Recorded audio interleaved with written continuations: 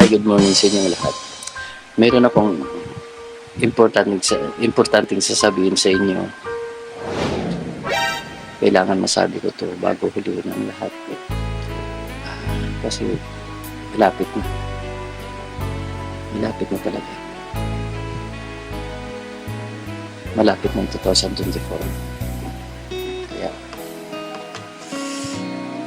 ito na ang oras na dapat nyo malaman at marinig sa akin ang pinaka-importanting bagay na hindi ko pa nasabi sa inyo. Nahirapan akong magsimula kasi baka natatakot ako, baka magagalit kayo. Pero bahala na. Sige, simulan ko na.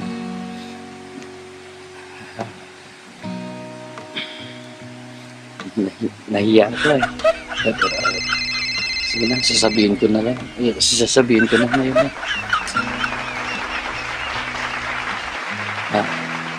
Siguro ibulong ko na lang para walang masyadong makakarinig.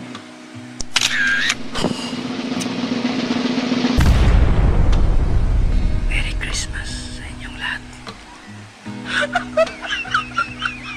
Bye.